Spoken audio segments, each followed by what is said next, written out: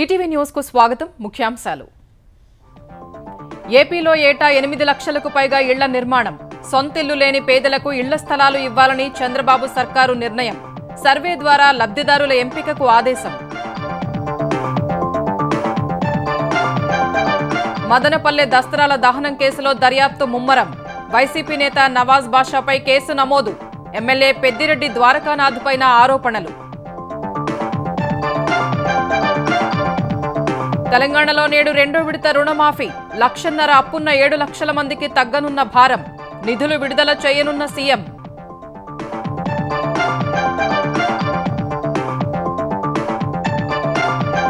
బడ్జెట్పై అధికార విపక్షాల మధ్య వాడివేడి చర్చ. 19 పద్దులకు శాసనసభ ఏకగ్రీవ ఆమోదం. 17 గంటలకు పైగా సాగిన సమావేశం.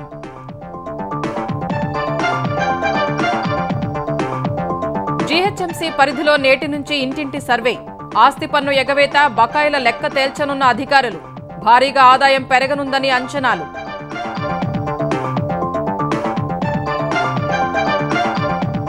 ఏటా 10 రోజులు బ్యాగుల్లేని బడి. 6 నుంచి 8వ తరగతి వరకు అమలు చేయనున్న కేంద్రం. విద్యార్థులకు అనుభవపూర్వక పాఠాల బోధన.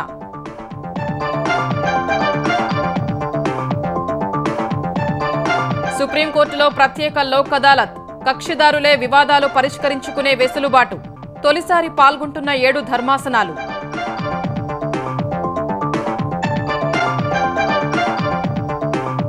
హత్యాయత్నం కేసులో ట్రంప్ను ప్రశ్నించనున్న ఎఫ్బీఐ. ఇప్పటివరకు 450 మందిని విచారణ చేసినట్లు వెల్లడి. పక్కా పథకం ప్రకారం దాడి చేసినట్లు నిర్ధారణ.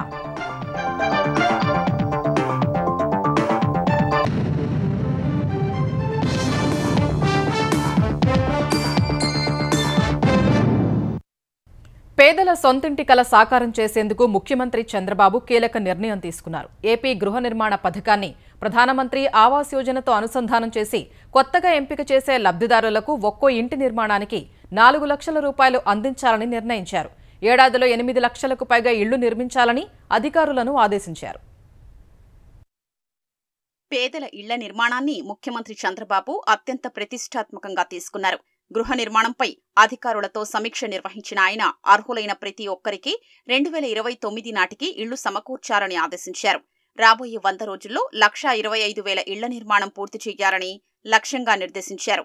మరో 8,25,000 గృహ నిర్మాణాల్ని ఏడాదిలో పూర్తి చేయాలని మార్గనిర్దేశం చేశారు. గృహ నిర్మాణం కోసం ఒక్కో లబ్ధిదారునికి 4 లక్షల రూపాయలు ఇవ్వనున్నారు. ఇందులో కేంద్ర ప్రభుత్వ వాటా 60%, రాష్ట్ర ప్రభుత్వ వాటా 40% ఉండనుంది. కొత్త లబ్ధిదారుల ఎంపికపై వెంటనే సర్వే చేపట్టాలని అధికారుల్ని ఆదేశించారు. ఎన్నికల హామీ మేరకు ఇళ్ల స్థలాలు లేని వారికి గ్రామీణ ప్రాంతాల్లో 3 సెంట్లు, పట్టణ ప్రాంతాల్లో 2 సెంట్లు ఇస్తామని ముఖ్యమంత్రి స్పష్టం చేశారు. ఇళ్లు లేకుండా సొంత స్థలాలు ఉన్న వారికి కూడా గృహ నిర్మాణానికి అనుమతించనున్నారు. మధ్యతరగతి, దిగువ మధ్యతరగతి వారికి ప్రత్యేకంగా ఒక పథకాన్ని గృహ నిర్మాణ శాఖ ద్వారా అమలు చేయాలని అధికారులకు చంద్రబాబు దిశానిర్దేశం చేశారు. ఈ వర్గాల వారికి కేంద్రం అమలు చేస్తున్న పథకాల్ని వినియోగించి నాణ్యమైన ఇళ్ల నిర్మాణం చేపట్టాలని సూచించారు. అర్హుల ఎంపికకు సర్వే చేపట్టాలని ఆదేశించారు. జర్నలిస్టులు కూడా దీంట్లో భాగంగానే కొంత సరసమైన ధరలకి వాళ్ళకి ఇవ్వాలని చెప్పేసి కూడా నిర్ణయం తీసుకుంది. మరి దానికోసం పూర్తిగా ఎంక్వైరీ చేసి ఏ విధంగా చేయాలి, ఒక కార్యక్రమాన్ని కూడా రూపొందించమని చెప్పేసి ఆదేశాలు ఇవ్వడం జరిగింది. ఈ మిడిల్ ఇన్కమ్ గ్రూప్కి ఎంతమందికి కావాలి, తర్వాత జర్నలిస్టులు, ఈ వర్గాలన్నిటికీ కూడా మరి హౌసింగ్ కార్యక్రమం చేసే పని కూడా ప్రారంభిస్తామని చెప్పేసి మనవి చేస్తాను.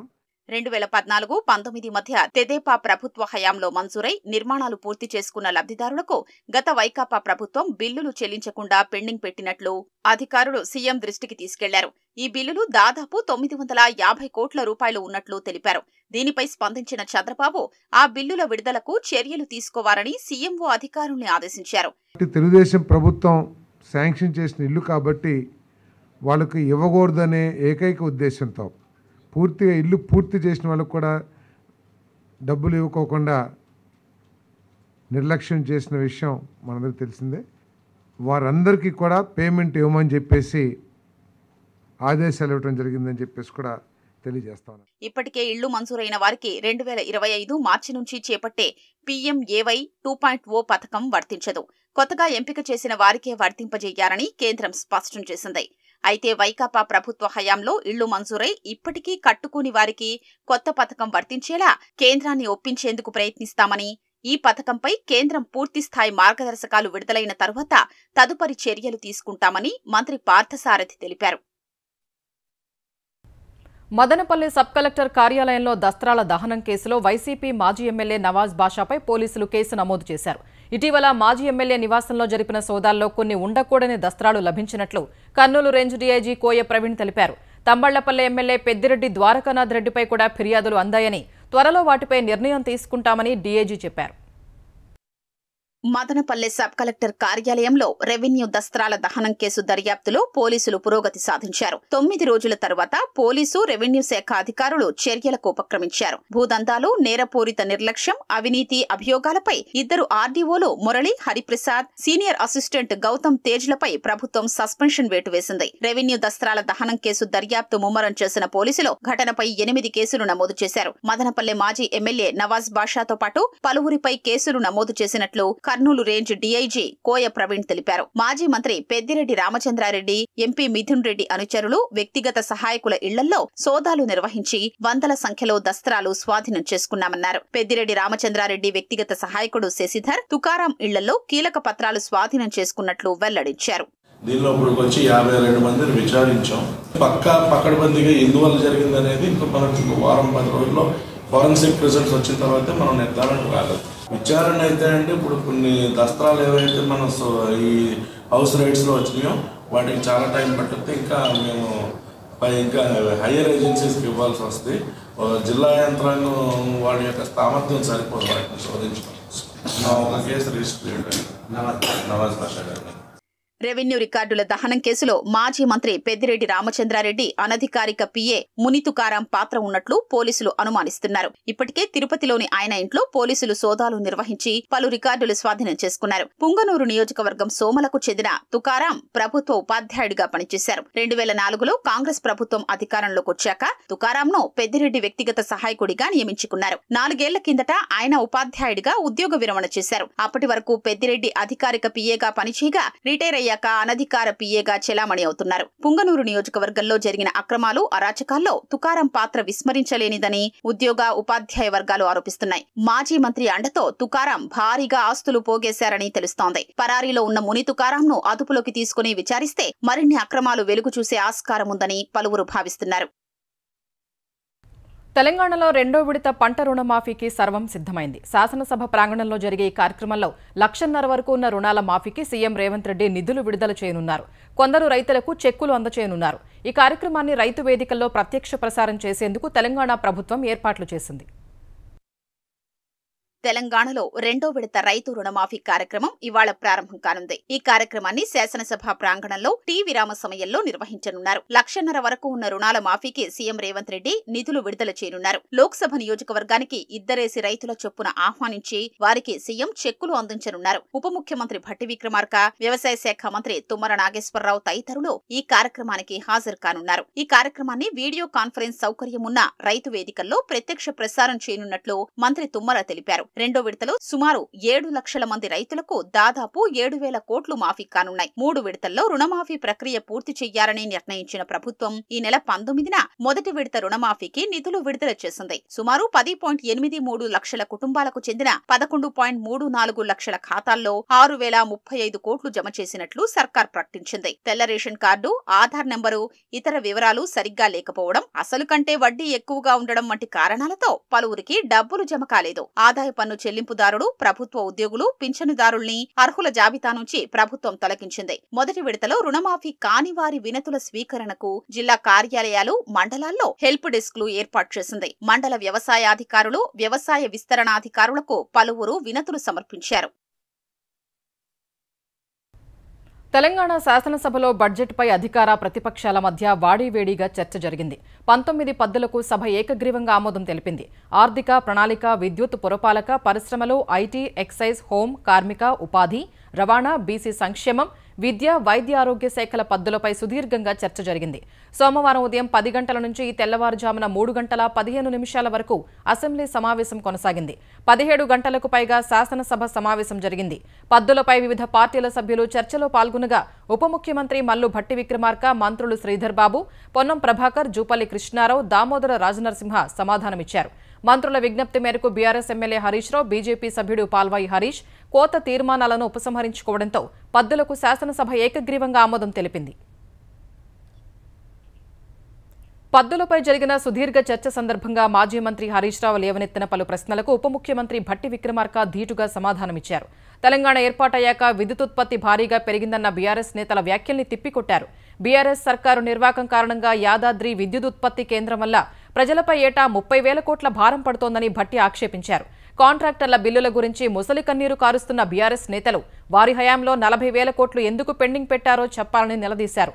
విద్యుత్ సరఫరా విషయంలో బీఆర్ఎస్ సామాజిక మాధ్యమాల్లో తప్పుడు ప్రచారం చేస్తూ తమ ప్రభుత్వాన్ని బద్నాం చేస్తోందని భట్టి దుయ్యబట్టారు. 2,705 మెగావాట్లు అదంతా మా నాయకత్వంలోనే చేశామని చెప్పారు. ఆ రకంగా రాష్ట్ర వ్యాప్తంగా దుర్వినియోగం చూసినా కానీ మీరు మొదలుపెట్టింది ఈ రాష్ట్రంలో ఒకటి భద్రాద్రి పవర్ స్టేషన్, 2 యాదాద్రి 19,483 మెగావాట్లు ఈ రాష్ట్రంలో రావటానికి గల కారణం ఆనాటి కాంగ్రెస్ ప్రభుత్వాలు 2014 కంటే ముందే మొదలుపెట్టి ప్రొడక్షన్లోకి ఇచ్చింది. భద్రాద్రి పవర్ ప్రొడక్షన్ నుంచి వచ్చింది కేవలం 1,080 మెగావాట్లు మాత్రమే. యాదాద్రి దగ్గర పెట్టినటువంటి పవర్ ప్రాజెక్టు వలన సంవత్సరానికి 1,000 కోట్లు ట్రాన్స్పోర్టేషన్ పైన ఈ భారం పడి 30 సంవత్సరాలకి 30,000 కోట్లు భారం పడతాం. బొగ్గు దొరికే దగ్గర నీళ్లున్న దగ్గర పెట్టుకొని ఉన్నట్టయితే ఈ 30,000 కోట్ల భారం రాష్ట్రం మీద పడేది కాదు కదా. బీసీ డిక్లరేషన్, స్థానిక సంస్థల్లో రిజర్వేషన్ల అంశంపై బీఆర్ఎస్ ఎమ్మెల్యే కేటీఆర్, బీసీ సంక్షేమ శాఖ మంత్రి పొన్నం ప్రభాకర్ మధ్య వాగ్వాదం జరిగింది.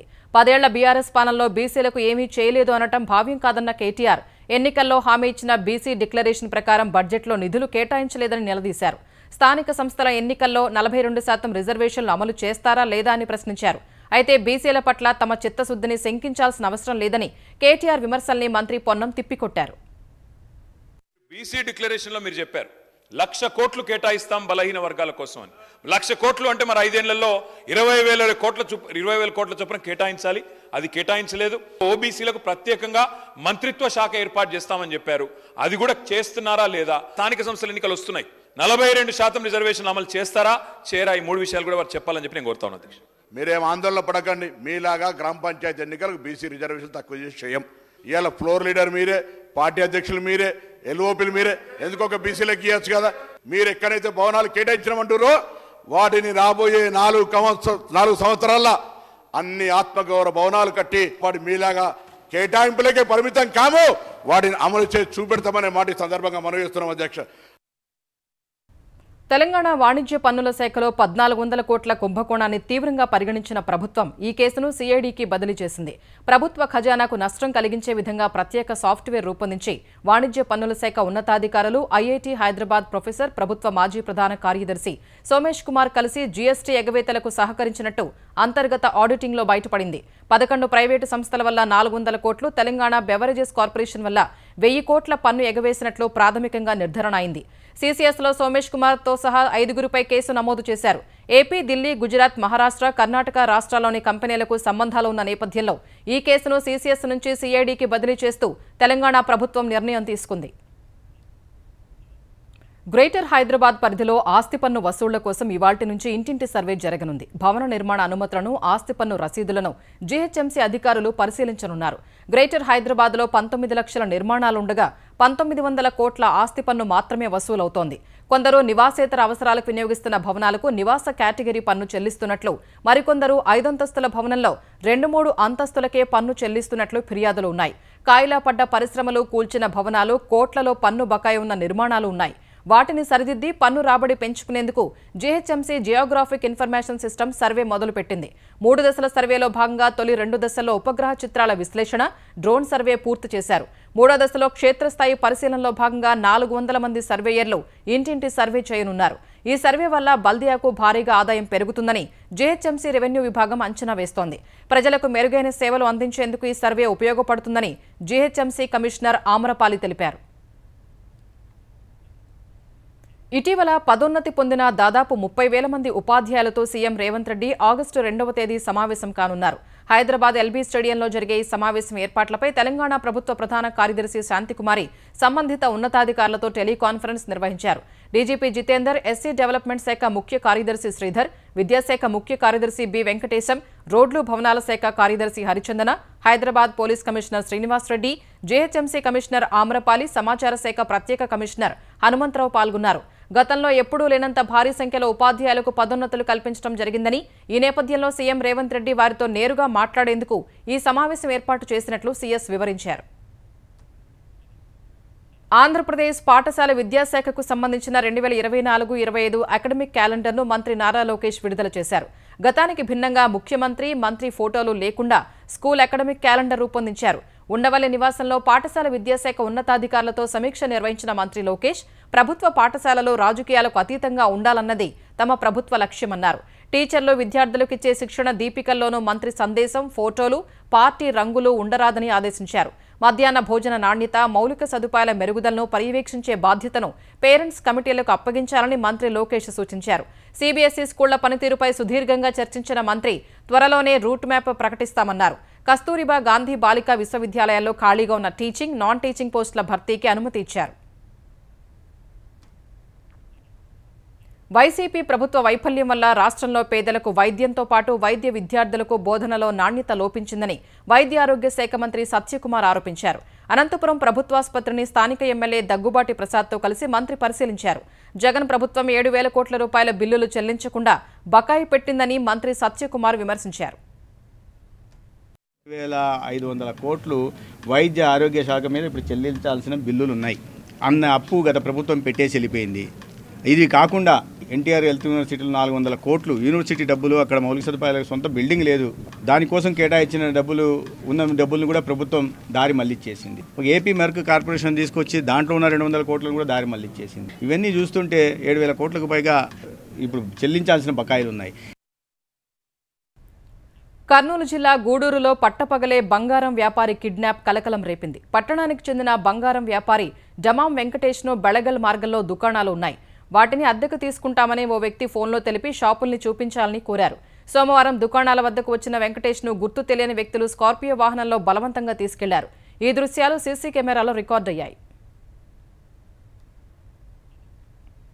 ఎంఆర్ ప్రాజెక్టు భూసేకరణలో అవార్డు నోటీసు ఇవ్వకుండా, అభ్యంతరాన్ని పరిగణించకుండా 2 రైతుల భూమిని ప్రభుత్వం ఎంఆర్ ప్రాపర్టీస్కు రిజిస్ట్రేషన్ చేసి ఇవ్వడాన్ని తెలంగాణ హైకోర్టు తప్పుపట్టింది.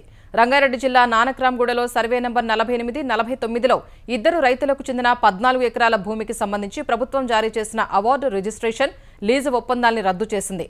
మళ్లీ విచారణ చేసి అభ్యంతరాన్ని పరిగణనలోకి తీసుకుని అవార్డు ప్రకటించాలని ఆదేశించింది. ఎంఆర్ ట్రాన్స్కోలకు ప్రభుత్వం చేసిన లీజు రిజిస్ట్రేషన్, ఒప్పందాల్ని సవాలు చేస్తూ హైకోర్టులో దాఖలైన 4 పిటిషన్లపై విచారణ జరిపిన హైకోర్టు భూమి తీసుకున్నట్లు చెప్పడం తప్ప పంచనామా వివరాలు సమర్పించలేదని పేర్కొంది. పిటిషనర్ల భూమిని ముందే స్వాధీనం చేసుకున్నామనే వాదన అవాస్తవమని తేలిందని, వారికి తెలియకుండా జారీ చేసిన అవార్డును ఎంఆర్ ట్రాన్స్కోలతో టీఎస్ఐఐసి ఒప్పందాలకు రద్దు చేస్తున్నట్లు న్యాయమూర్తి ప్రకటించారు. కుమార్తె చనిపోయి పుట్టెడు దుఃఖంలో ఉన్న తల్లిదండ్రులు తమ చిన్నారి అవయవాలను దానం చేసి మరో 10 మందికి బతుకునిచ్చారు. మేడ్చల్కు చెందిన శ్రీనివాస్, సరిత దంపతుల కుమార్తె దీపిక ఈ నెల 22న ఫిట్స్ వచ్చి కుప్పకూలింది.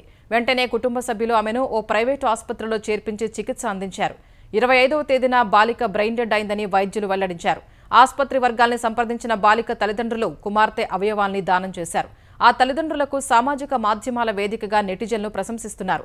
మరోవైపు భద్రాచలంలో అనారోగ్యంతో మృతి చెందిన వెంకట నాగేశ్వరరావు కళ్లను ఆయన కుటుంబ సభ్యులు దానం చేశారు. ఆ నేత్రాలతో మరో 2కి వైద్యులు చూపును ప్రసాదించారు. అమెరికా అధ్యక్ష ఎన్నికల ప్రచారంలో జరిగిన హత్యాయత్నం కేసులో మాజీ అధ్యక్షుడు రిపబ్లికన్ పార్టీ అభ్యర్థి డొనాల్డ్ ట్రంప్ను ఎఫ్బీఐ ప్రశ్నించనుంది. అందుకు ఆయన కూడా అంగీకరించినట్లు ఎఫ్బీఐ వర్గాలు తెలిపాయి. బాధితుల వాంగ్మూలం తీసుకునే ప్రక్రియలో భాగంగానే ట్రంప్ను కూడా విచారణ చేయనున్నట్లు ఎఫ్బీఐ పేర్కొంది. దాడి సమయంలో ఆయన గమనించిన విషయాలు తెలుసుకోనున్నట్లు ఎఫ్బీఐ ఉన్నతాధికారి వెల్లడించారు. నేర దర్యాప్తులో ఇతర బాధితుల మాదిరిగానే ట్రంప్ను ప్రశ్నించనున్నట్లు చెప్పారు. ఈ కేసుకు సంబంధించి 450 మందిని విచారించినప్పటికీ దుండగుడు ట్రంప్నే ఎందుకు లక్ష్యం చేసుకున్నారనే విషయాన్ని ఇప్పటివరకు ఎఫ్బీఐ నిర్ధారించలేకపోయింది. అయితే నిందితుడి ఇంట్లో, కారులో లభ్యమైన పేలుడు పదార్థాలు, అతడు వినియోగించిన డ్రోన్ను చూస్తే దాడి మాత్రం పక్కా పథకం ప్రకారమే జరిగినట్లు ఎఫ్బీఐ భావిస్తోంది. పాఠశాల విద్యార్థుల్లో ఒత్తిడి తగ్గించి ఆహ్లాదం నింపేందుకు ప్రాక్టికల్ పాఠాలు నేర్పేందుకు ఉద్దేశించిన బ్యాగుల్లేని బడి రోజులను అమలు చేయడానికి కేంద్ర విద్యాశాఖ సిద్ధమైంది. తొలుత 6 నుంచి 8వ తరగతి విద్యార్థులకు ఏటా 10 రోజులు అమలు చేయనుంది. జాతీయ విద్యా విధానం అమలై 4 ఏళ్లైన సందర్భంగా ఎన్సీఈఆర్టీ అనుబంధ విభాగం రూపొందించిన మార్గదర్శకాలను కేంద్రం నోటిఫై చేసింది. ఈ మార్గదర్శకాల ప్రకారం విద్యార్థి బ్యాగుల్లేని రోజుల్లో carpentry, electric work, metal work వంటి ఏదో ఒక వృత్తి విద్యా కోర్సును నేర్చుకుంటారు. అవసరం మేరకు ఇండోర్, అవుట్డోర్ కార్యకలాపాలను నిర్ణయించవచ్చు. బ్యాగులేని రోజులను ఒక విద్యా సంవత్సరంలో ఎన్ని స్లాట్లుగా అయినా విభజించవచ్చు. 25 భారతీయ భాషల్లో టీవీ ఛానళ్లను ప్రారంభించిన కేంద్రం కెరీర్ గైడెన్స్, ఉపాధ్యాయులకు బ్రెయిలీ, ఆడియో బుక్స్ ద్వారా ప్రామాణిక శిక్షణా పద్ధతుల్ని ప్రకటించింది. వివాదాలను కక్షిదారులే స్వచ్ఛందంగా పరిష్కరించుకోవడానికి వీలు కల్పించే ప్రత్యేక లోక్ అదాలత్ సుప్రీంకోర్టులో ప్రారంభమైంది. సుప్రీంకోర్టు 75వ వార్షికోత్సవం సందర్భంగా నిర్వహిస్తున్న ఈ మధ్యవర్తిత్వ ప్రక్రియలో తొలిసారి 7 ధర్మాసనాలు పాల్గొంటున్నాయి. ఈ నెల 29 నుంచి ఆగస్టు 3 వరకు అపరిష్కృత కేసుల్ని పరిష్కరించనున్నారు. సామరస్యంగా పరిష్కారమయ్యే కేసుల్ని ప్రత్యేక లోక్ అదాలత్ ముందుకు తీసుకురావాలని సుప్రీంకోర్టు ప్రధాన న్యాయమూర్తి జస్టిస్ డివై చంద్రచూడ్ సూచించారు. వైవాహిక ఆస్తి తగాదాలు, మోటార్ ప్రమాదాల క్లెయిమ్లు, భూసేకరణ వ్యాజ్యాలు, నష్టపరిహారం, కార్మిక వివాదాలు కోర్టులో కొండల్లా పేరుకుపోయాయని, లోక్ అదాలత్లతో అవి తగ్గుతాయని సీజీఐ తెలిపారు. ఢిల్లీలోని రావూస్ ఐఏఎస్ కోచింగ్ సెంటర్లో వరద పోటెత్తి 3 విద్యార్థులు మృతి చెందిన ఘటనపై కేంద్ర హోంశాఖ విచారణ కమిటీని ఏర్పాటు చేసింది. హోంశాఖ అదనపు కార్యదర్శి నేతృత్వంలోని ఉన్నత స్థాయి కమిటీ ప్రమాదానికి దారితీసిన కారణాలు, నివారణ చర్యలతో పాటు విధానపరమైన మార్పులను సిఫారసు చేస్తుందని హోంశాఖ ఉన్నతాధికారి తెలిపారు. గృహ పట్టణ వ్యవహారాల శాఖ అదనపు కార్యదర్శి, ఢిల్లీ ప్రభుత్వ ముఖ్య కార్యదర్శి, Delhi police special CP, fire అడ్వైజర్లు కమిటీలో సభ్యులుగా ఉంటారు. ఈ కమిటీ 30 రోజుల్లో నివేదిక అందజేయనుంది.